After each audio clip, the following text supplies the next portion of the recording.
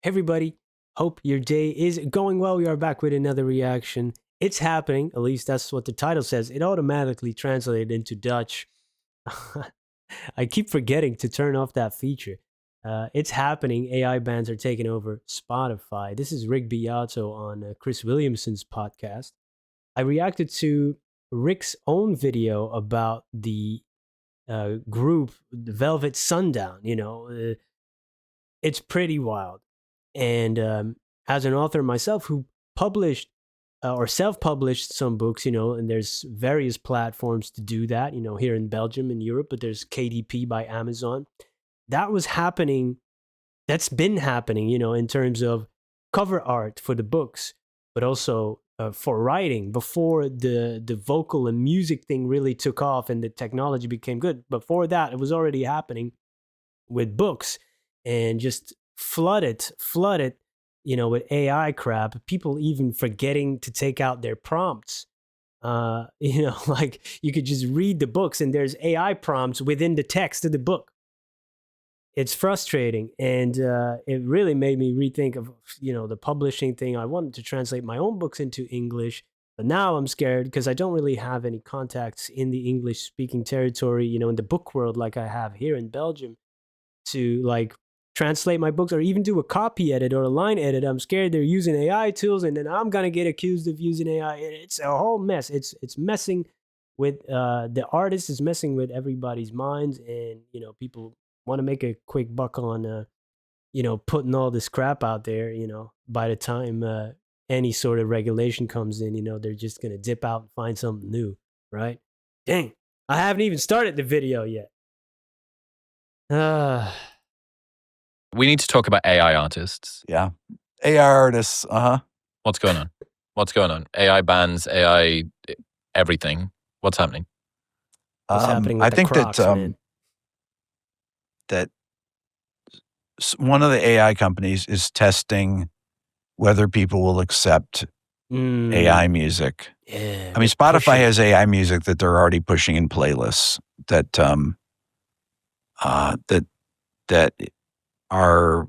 get millions of views. A lot of it is kind of light jazz or atmospheric music and things like that. But now they have this thing That's I how just they made a start. video on about this band, the Velvet Sundown. Yeah, I watched that. It's crazy. I watched that, and it's if you're not a trained musician, you almost can't hear it. Especially when it's just in a playlist, you're driving, and meanwhile it comes on, right? That's purported to be a fake band that has AI looking pictures and AI sounding songs. I always have said in my videos, every time I've made many videos on AI. I testified at a Senate hearing in 2023, went to Washington. I was one of 19 people. It was a closed door session. They did 9 closed door hearings. I was in the 7th one. The first one they had Elon Musk, Bill Gates, Zuckerberg, all these people were all the top people at these big About music. No, this is about AI. Right. Okay. I was going to say I don't think I care about Elon's music taste. They invited me in with all the people, SAG-AFTRA, Spotify people for all these that worked at all basically all different interest groups, right? And then me, because I had made a lot of big videos on AI music, and one of my things that I said is that I didn't believe when they asked me questions, the senators asked me questions. I don't think that anything that's completely fully generative AI should be able to be copyrighted. So that takes away the financial incentive for companies to go and put AI music out there to make money on it. If Spotify can put out AI fake artists and people stream it and they're perfectly okay with it, and then not pay artists that are getting streamed as well, because then that just increases the incentive for them to fill their playlist with fake artists. Yeah, why need for humans anymore? Now we need to create robots to listen to that music, because I'm not going to listen to it. Let the robots listen to robot music, eh? Why not? Right? But now what's happened is that there's this artist that may or may not be fake, the Velvet Sundown, that has a verified symbol on Spotify, and they have a second record, even though there's no record of these people. Where do they Kind of come looks from? like a fake bio. There's no record of these people. And they have another record coming out in 2 weeks, a second record. And no one's coming forward saying it's us. Now, if this was a marketing ploy, this is actually a very smart thing, but people are saying Where in the are comments on the video I just made yesterday, well, these are all bots that are on here. It's got over 600,000 followers now on Spotify in a week. Went from 0 to 600,000. It's crazy, right? Is the song any good? Wow. You know, if you're an artist, who wouldn't want that? You know, 600,000 followers in a week. That just doesn't happen. Come on. Well, there's a whole record there. Mhm. And it's, I don't think it sounds good to me. It doesn't. People are voting with their ears, though. Did you That's not right. say earlier on that it's a Ultimately. meritocracy here? Yeah, and I think that people will embrace, like I said early on when you started seeing all these fake Drake videos and fake Beatles videos and all this stuff, that they were on YouTube, but with the voices of the young Paul McCartney or young John Really? Lennon. I haven't even seen those. I don't even want to see those. I knew about some of the hip hop stuff, and I clicked on one. It's just, no, I can't do it. If those are artists that you love, you know, it's very enticing to, you know, oh, who wouldn't want to hear a new John Lennon song that wasn't discovered? But if it's fake and made by a robot, a machine, it's, oh man, that's just not, that's disrespect. Whatever. And that's an And I said, understatement. eventually there's going to be the Beatles and the Beatles AI, and Prince AI, and Michael Jackson and Michael Jackson AI. There will be songs that are trained on their music, on the multi-tracks, that are controlled by whoever owns the publishing. They license this stuff out. And there will be people that say, you know what? I like Michael Jackson AI better than Michael Jackson. That's going to happen. That will happen. There are going to be people that like AI music, and they're perfectly fine with it. Should there be protection? He's correct. He's correct. Yeah, that's a sad truth. Yeah, I don't even know what to say to that. It's sad. Is in man. place for artists to avoid AI bands, AI artists coming in and taking plays? Do you think that Spotify should ban AI music? At least let you know. The very minimum. Should they ban it? Well, there's so many workarounds with this. I mean, you can create your song via have AI, a completely AI prompted written song, and then just recut it. And then it's Right. you doing it. It doesn't have all the artifacts. You have all the independent tracks and Yeah. everything. And That's another then thing. who sues you? The Suno or Udio or whoever owns the thing. Hey, that's our music. Like, wait, no, it's not. I prompted it myself, Yeah. and then I covered it. Yeah, Like, it's like the Spider-Man meme. Wow, yeah. You just prompted, and then you cover that AI song, then it's your song suddenly. I didn't even think of that. Dang.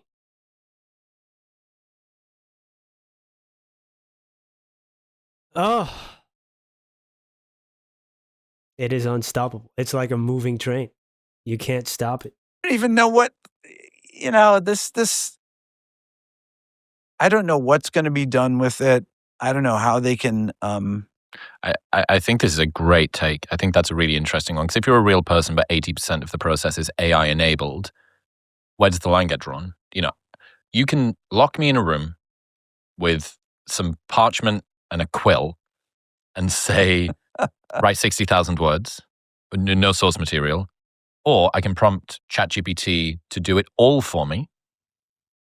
Somewhere in the middle is where most people are. And some people are basically zero. Some people are essentially a quill. But then they've got source material. Ryan Holiday's got reams and reams of flashcards from all of these books that he's reading. I've become very... I don't know. It's why are you in it for, in this art form? Like for me with writing, it's that idea, from idea to finished product, creating something. After that is it's over. Then comes the for me at least the the the less fun part about writing was just self promotion, promoting and going around, especially in Belgium, a very small market. Weekends of going to book fairs and events and stuff, nights, time away from your family, which I don't like. The business side, all of that. No, for me, the writing, thinking of an idea, just jotting them down, uncovering, making the puzzle, connect the lines, then polish up some language, come up with cool, stuff. That's where it's at for me. I don't even have to publish. I don't even have to publish. So why would I ask AI to spit out a 60,000 word manuscript? I could see being using as a sparring partner if you're alone, like, hey, how about, or maybe if you're doing some type of science fiction-y, like how would this work in physics or something, if I do this or something, you maybe get an answer, and maybe your uh, knowledge about that, and you can write the scene a little better. All right. Yeah.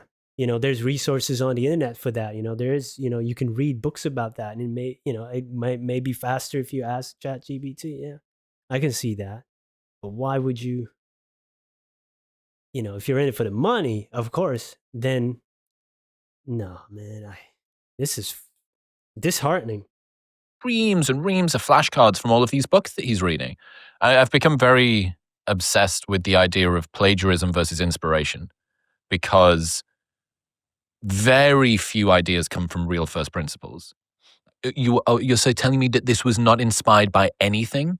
Well, when I look at the saxophone that you're holding it the right way up. You're blowing into the bit at the top and not through the bit at the bottom. So you've been inspired by all of the people that came before you that taught you how to play a fucking saxophone. Right. Well, Right? we're all Like, made up of you're ideas playing and this thing stories. in Of time. course. You're using the kick and the snare in a very typical sort of form, because there's only so many. So everybody is inspired or educated by what came before them. And that goes all the way to, well, I read this book, or I watched this movie, or I listened to this song and I like that. And that made me think about this thing. So there's a wonderful line from William James that says, originality is just undetected plagiarism. And what we are seeing now is the veil being lifted on detectable plagiarism, right? Which is, not only is this a direct copy of something else, but it's a direct copy of something else masquerading as something original because it's been reconstituted by an AI. Something. Right. Chris Williamson loves to use great quotes, and the quotes on its own, they sound cool, but, when you unpack that, I don't know, man, like you could get inspired from many, many things, right? And,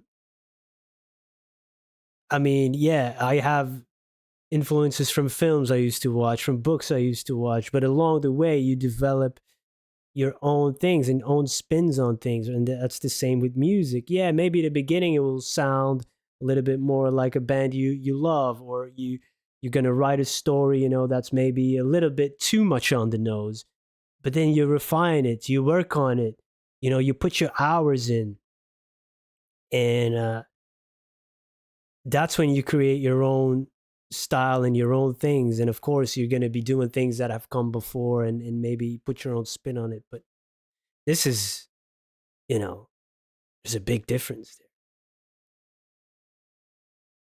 Yeah. Oof. Is this just an ad Things at the are end? built for summer. I Sunburn. guess so.